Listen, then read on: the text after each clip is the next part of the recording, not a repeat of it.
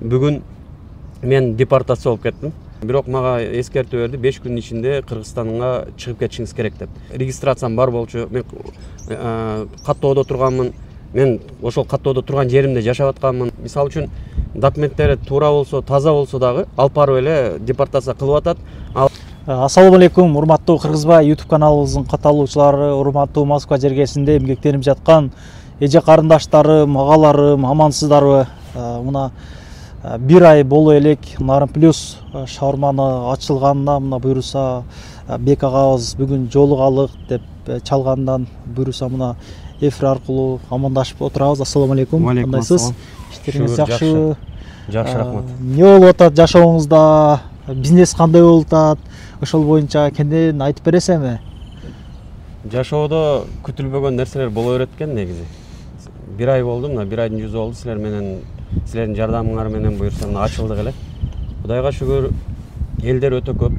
Өтө калуучулар, өтө келип жегиси келген, Кыргызстандын даамын таткысы келген кишилердин саны өтө арбын болду. Тилекке каршы биз жеткире албай, көп кишилер нааразы кылып койдук окшойт деп ойлоп калдым. Себеби биз ага анчалык элдин санына даяр эмес болгон экенбиз. Мынчалык даражада бул шаурманы каалагандар көп болот деп биз өзүбүз күткөн эмеспиз, чын айтканда.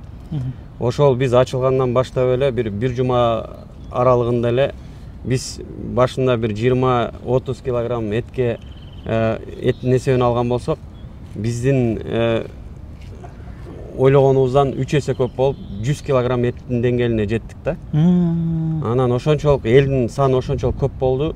Анан мына орозо башталгандан бери, куттуу Рамазан айы башталгандан бери биз түнү күнү иштеп калдык.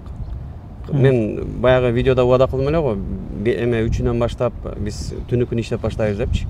Анан Кыргызстандан биздин бир шаурмисибиз 5-инде келди. Ошондон баштап эле иштеп баштаганбыз негизичи. Ошон үчүн биздин эме түнү күнү иштегенибиз үчүн эттин эмеси дагы көбөйүп, соодабыз дагы жакшы болуп баштады эле негизи. Мына Рамазан айы башталып, элдин саны 2 эсеге азайып кетти. Муну биз туура түшүнөбүз. Себеби Кудайга шүгүр, бизде Москвада жүргөн жердештерибиздин ичинде Аллахтын өкүмүн аткарган, орозо кармаган биздин жердештер көп экен. Алар менен сыймыктанабыз. Шүгүр, ооз ачарга бирок баягыдай эле очередь. Баягыдай эле элдин катмары көп, элдин кезектери көп. Ошондуктан башында биз баягы телефондон буйртма алып, анан келгиче жасап коюп аттык эле. Аягында андай да кылбай койдук, себеби өзү келген кишилер көп күтүп калат экен. Телефондон буйртма алсаң, өзү келип күткөн кишилердин убактысы чоюлуп кетет экен да, 1 саат, 2 саат. Ошон үчүн телефондон туура түшүнөсүздөр, эми биз заказ ала албайбыз. Ошон үчүн келип эле ушул жерде туруп алып кетиңиздер деп суранып аттык элдерден. Элдер да туура түшүнүп келип алып, мына Кудайга шүгүр, дайыма күнүгө келип жеген кишилерибиз бар. Күнүгө машина менен зерикпей келип, күнүгө келип ошол жерден биздин шаурманы жеп кетет. Ошондо ишибиз жакшы болуп баратканда, эми биз пландаштырып аттык эле, суранычтар көп болду. Аябай башка метролордон ачыңыз, Кузьминкиден ачыңыз деген өтө көп суранычтар болду. Анан түштүк жактан дагы, мына Биляева жактардан да ачсаңыз жакшы болот эле дегендер көп болду. Ошон үчүн ошол нерселерди биз алдын ала пландаштырып баратканбыз, ошого жетебиз го деген ниет менен. Бирок биздин ниетибизди ташкалап, тилекке каршы бүгүн мен депортация болуп кеттим. Ошон үчүн силерге кайрылып сени чакырганым ошол, сага кайрылганымдын себеби, бирден бир себеби ошол болду. 1 жыл мурун биз иним экөөбүз милиция кызматкерлери, полиция кызматкерлери менен кичине түшүнбөстүктөр болуп, алар бизди алып барып эме камап салып, 1 сутка кармап, анан сотко алып барып, сот ошондой чечим чыгарып койгон. Бизди депортация болсун деген чечим чыгарылган. Бирок мен ал чечимге нааразы болуп, апелляцияга берген болчумун арызды.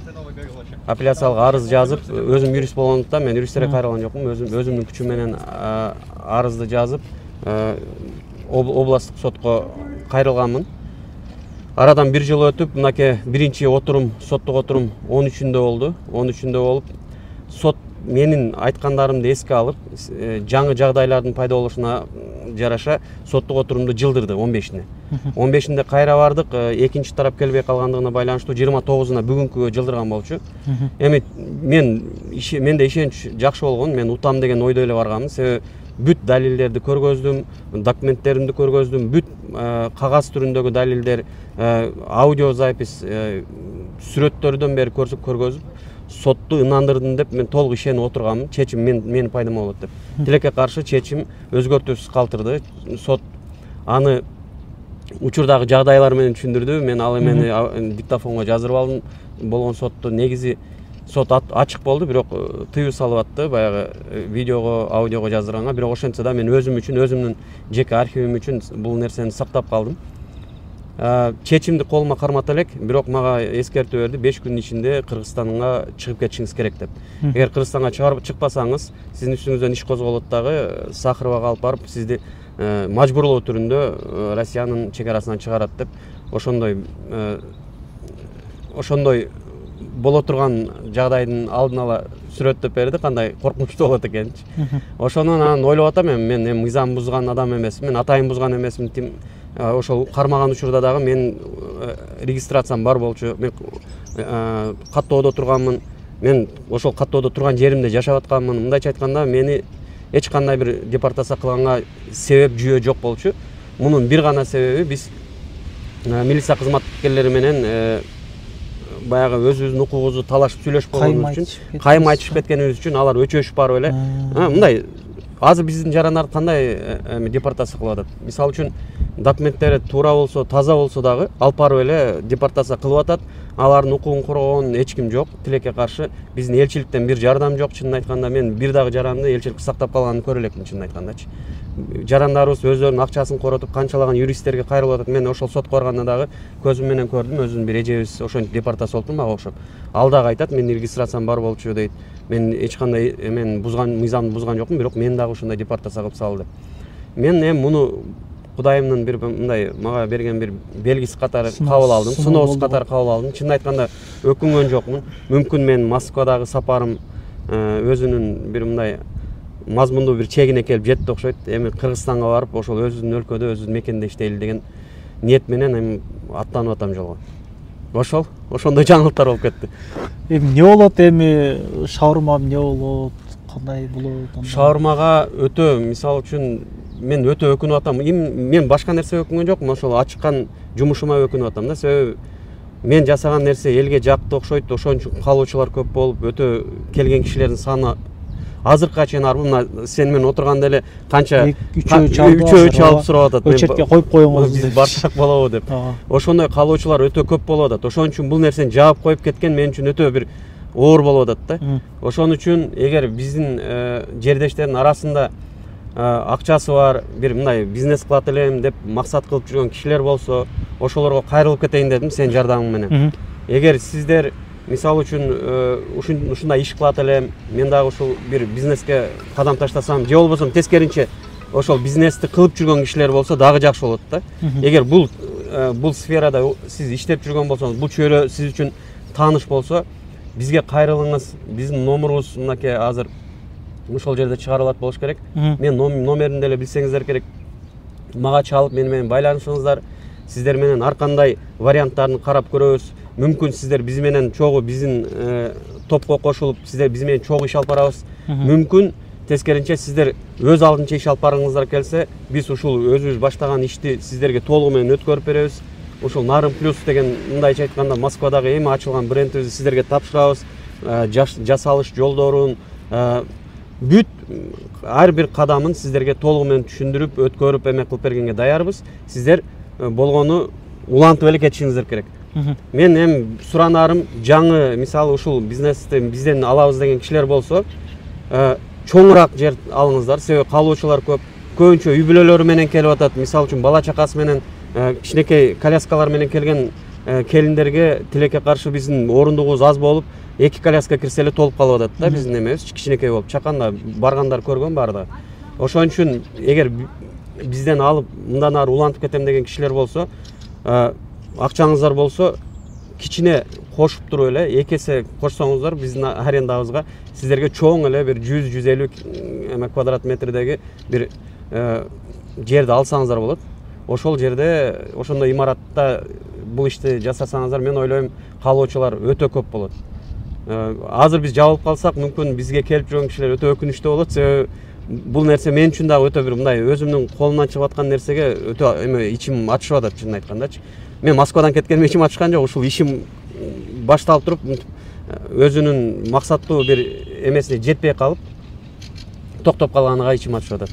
Ошон үчүн урматтуу жердештер, сиздерге кайрылып кетем. Эгер сиздер ушул бизнести улантып кетем, өз алдынча эле жасайт элем десеңиздер, биз менен байланышыңыздар, сүйлөшөбүз, кандай мен бүт рецепттерин кантип жасап алат, кантип эме болот, керек болсо мына өзүбүзгө Кыргызстандан келген повар бала да биякта, ага дагы жумуш керек. Ал эми мен айымдан атайын келип, анан кайра Кыргызстанга кетип калышын каалабайм. Ошон үчүн сиздерден суранат элем.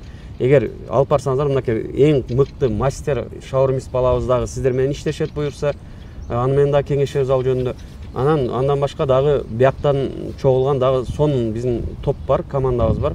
Ошолор дагы сиздер менен иштешкенге даяр. Ишиңизге ийгилик.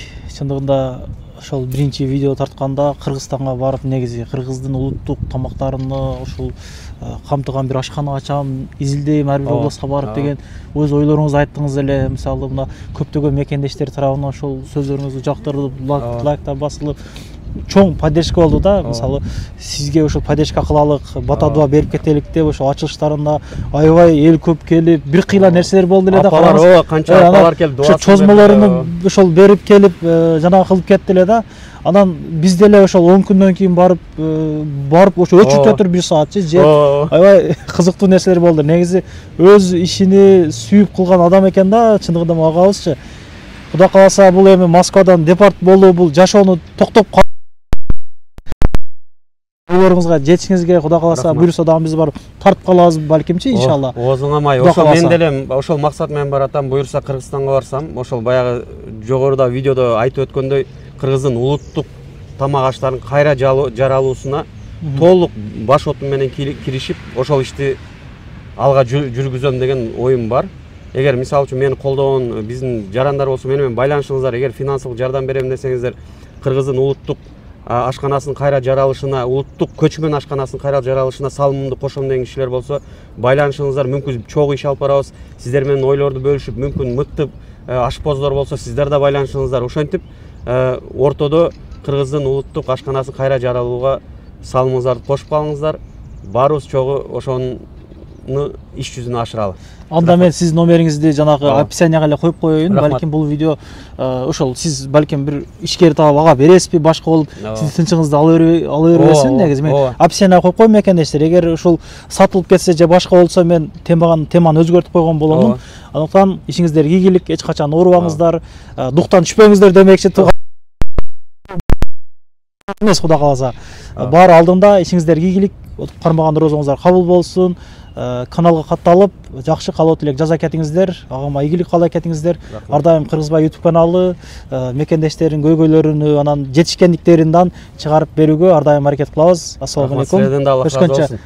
Рахмат. Тынч болуңуздар. Чоң рахмат. Анан дагы мекендештер, кимдир бирөөлөрдө кирди чыкты маселелери болуп, ишеничтүү адамдарды таппай жаткан болсоңуздар, мен ушул жерге Сүйүн агамдын номерлерин коюп койгонмун. Даканса айдайт, келгенден кийин 3 айга коюп берет, чыкпай туруп, чорныйдан, базадан текшерип берет.